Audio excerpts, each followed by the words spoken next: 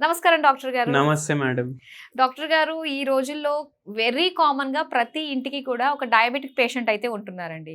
So, వాళ్ళు తినే ఆహార విధానంలో కూడా చాలా మార్పులు చేయాలి. వాళ్ళకంటూ స్పెషల్‌గా కుక్ చేయాలి. ఇలాంటి టైంలో ఏంటంటే కొంతమందికి ఏం తిన్నా కూడా షుగర్ అంతలా తగ్గదు. కొంతమందికి ఏం తిన్నా కూడా షుగర్ అనేది ఎక్కువగా ఫ్లక్చుయేషన్ మనకు తెలుస్తూ ఉంటుంది. ఇలా ఎందుకు అవుతూ ఉంటుందంటారు? బాడీకి చేంజ్ అంత ఉంటుందంటారా పేషెంట్స్‌లో? షుగర్ పేషెంట్‌లకు చాలా ఏం డౌట్ ఉంటదంటే, మన కాడికొస్తారు గదా! హ్మ్. రివర్సల్ ప్రోగ్రామ్ ఉంటది మన క్లినిక్‌లో. అంటే షుగర్ పూర్తిగా తగ్గుతది హోమియోపతి మందులతోటి. హ్మ్. అయితే వచ్చినప్పుడు మనం డిస్కస్ చేస్తాం. ఏం తింటారు అనేసి.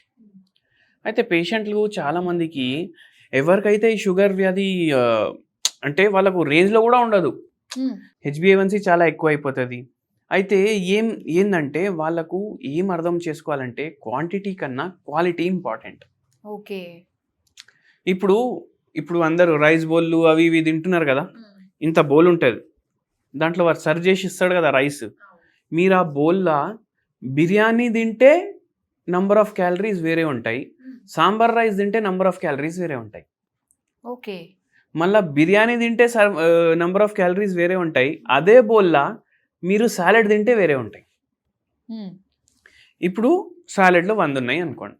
బిర్యానీలో 2000 ఉంటాయి. ఓకే. క్యాలరీస్. క్యాలరీస్. ఆ! మెయిన్ క్యాలరీ కౌంటే గదా మనకు అవును. ఇంపార్టెంట్. అయితే ఎనర్జీ ఎంత ఇస్తుంది ఫుడ్ దాన్ని బట్టి. ఇప్పుడు ఎక్కువ క్యాలరీ ఉన్న ఫుడ్ తినేసినాం అనుకోండి. ఇప్పుడు మీరు గమనించండి. మనకు ఇప్పుడైతే మనం జాబుల్లో ఉన్నాం. కాలేజ్‌లో ఉన్నప్పుడు మనము లంచ్ తిన్నాము అంటే ఇమ్మీడియేట్‌లీ అంత డల్ అనిపియదు. క్లాసులో డల్ అనిపిస్తుండొచ్చు. కూసుంటాం ఇంట్రెస్ట్ గదా! లేకపోవడంతో వచ్చే ఆ! డల్‌నెస్ అది. కానీ ఎట్లయితే ఏజ్ పెరుగుతది గదా! అట్లా మెటబాలిజం తగ్గుతది. ఓకే. సో, మనకు ఫుడ్ ఏమో ఎనర్జీ ఇస్తది. మీరు మధ్యాహ్నం సాలడ్ తినేసి మళ్ళా షూట్‌కొచ్చిండ్రనుకోండి. మీకు ఫ్రెష్ ఉంటది మైండ్. అదే మధ్యాహ్నం మీరు బిర్యానీ తినేసి వచ్చిండ్రనుకోండి. డల్ నిద్ర. అబ్బా! ఇప్పుడు వీడియోలు చేయాలనా అని అనిపిస్తది. అయితే అది డిఫరెన్స్. ఏంది? ఎక్కువ క్యాలరీలు పోతే మన బాడీ మెటబలైజ్ చేసుకోవడానికి కూడా టైం తీసుకుంటది. హ్మ్. ఇప్పుడు మీరు మీల్స్ ఈ కర్రీ పాయింట్లు అవన్నీ ఉంటాయి గదా! ఆడికి పోయి జస్ట్ చూడంగానే మంచిగా అరేంజ్ చేసి పెడతారు. రెడ్ నూనె దాని మీద తేలుతూనే ఉంటది. అయితే అబ్బా! ఏమైనా వండిండా అనేసి అనిపిస్తది మనకు. కానీ దాంట్లో ఎన్ని క్యాలరీలు ఉంటాయి? ఎంత ఓవర్ కుక్డ్ ఉంటది ఆ ఫుడ్. అయితే అందుకే ఇవన్నీ అవాయిడ్ చేయాలి. మీరు ఇంటికాడ గూడా వండుకుంటే నూనె తక్కువ వాడండి. హ్మ్. అయితే మంచిగా ఇంకోటి నేనొకటి చెప్తాను. దాహమేస్తే మనకు ఏం తాగుతాం మనం? వాటర్ తాగుతాం. వాటర్ తాగుతాం. వాటర్‌కి కూడా ఒక రకమైన టేస్ట్ ఉంటది. ఆహా! అవునా గదా! మనకు వాటర్ తాగితే ఒక టేస్ట్ అనిపిస్తది గదా! ఎందుకు? దాంట్లో మినరల్లు ఉంటాయి. హ్మ్. మీరు ఏదన్నా చెప్పండి. ఏదో వెజిటబుల్ గాని, ఫ్రూట్ గాని ఏదో మీ నోటికొచ్చింది చెప్పండి. కుకుంబర్. కుకుంబర్. అంటే కుకుంబర్ కూడా మీరు పచ్చిగా తిన్నా, దాంతోటి కర్రీ చేసుకొని తిన్నా. పచ్చిగా గూడా టేస్ట్ ఉంటది. కర్రీకి గూడా టేస్ట్ ఉంటది. మీరు నూనె తాగగలుగుతారా? లేదు. హ్మ్. అసలు టేస్టే ఉండదు నూనెకి. కానీ మనం ఎట్లా యేసుకుంటాం మనకనిపిస్తది అది టేస్ట్ ఇస్తుంది అనేసి. మీరు గింత నూనె వాడితే గూడా అదే టేస్ట్ ఒస్తది. ఇంత డ్రమ్ ఒక 1 కేజీ కూరలో యేసినా అదే టేస్ట్ ఒస్తది. కానీ మనకది నోషన్ అయిపోయింది. ఎందుకు ఆ నోషన్ ఒచ్చింది అంటే నూనె అంటే ఫ్యాట్. అది నాలుక పైన ఎక్కువ సేపు ఉంటది. ఓకే. ఇప్పుడు మనం పెట్రోలియం జెల్లీ పెట్టుకుంటాం. కొబ్బరి నూనె రాసుకుంటాం. అది అట్లనే స్టిక్ అయిపోతది గదా!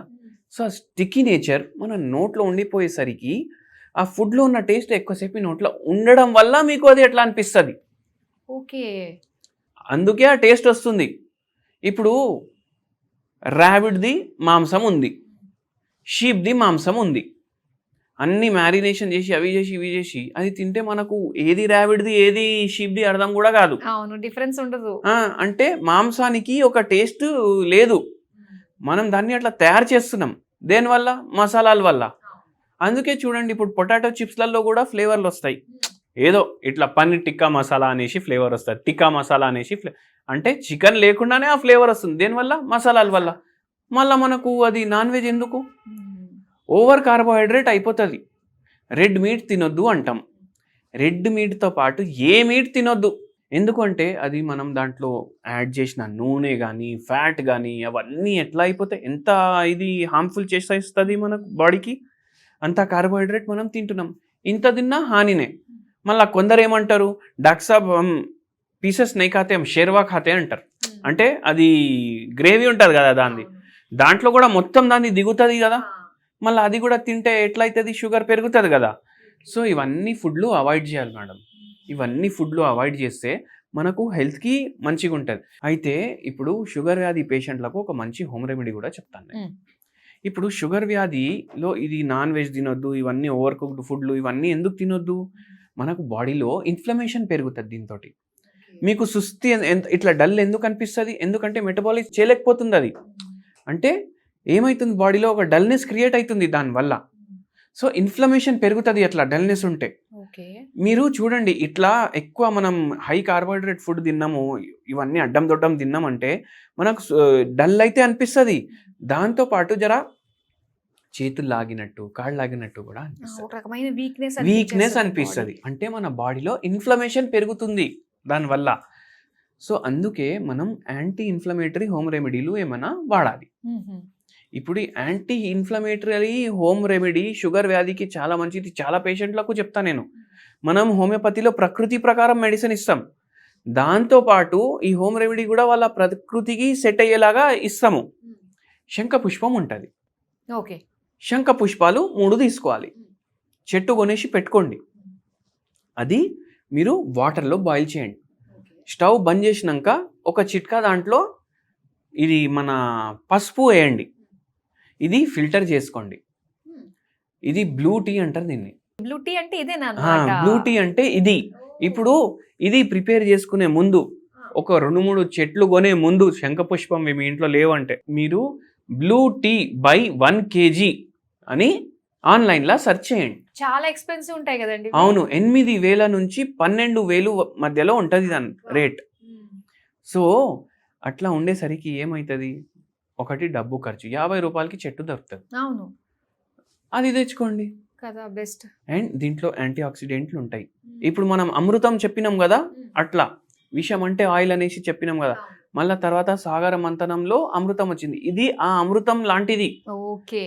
So anti inflammatory properties. మళ్ళీ మనం దీంట్లో కర్క్యూమిన్ కూడా యాడ్ చేసినాం. ఇప్పుడు కర్క్యూమిన్ అంటే పసుపులో ఉంటుంది కర్క్యూమిన్, దానివి కూడా టాబ్లెట్లు చేసి అమ్ముతున్నారు వేరే దేశాల్లో. మనం ప్రతి మీల్లో పసుపు యాడ్ చేసుకుంటాం. అవును. సో అట్లా మీరు ఇవి 2 కంబైన్ చేస్తే anti inflammatory, antiseptic, antibiotic, immunity boosting, sugar వ్యాధికి చాలా మంచివి, ఇవన్నీ వస్తాయి దాంట్లో. సో అయితే ఇప్పుడు ఎవరైతే డయాబెటీస్తో బాధపడుతున్నారో, ఇప్పుడు ఈ టిప్స్ అన్నీ కూడా అతిగా తినేయడము, అతిగా నాన్ వెజ్ తినడము, ఆయిల్ తగ్గించుకోవడము, దాంతోపాటు మీరు చెప్పిన ఈ బ్లూ టీని కనుక వాళ్ళు ఇన్కార్పొరేట్ చేసుకున్నట్లయితే సో డయాబెటీస్ అనేది మనకి కంట్రోల్ అవుతుంది, తగ్గుతుంది కూడా. చాలా మంచి విషయాలు మాతో షేర్ చేసుకున్నందుకు థ్యాంక్ యూ సో మచ్ అండి.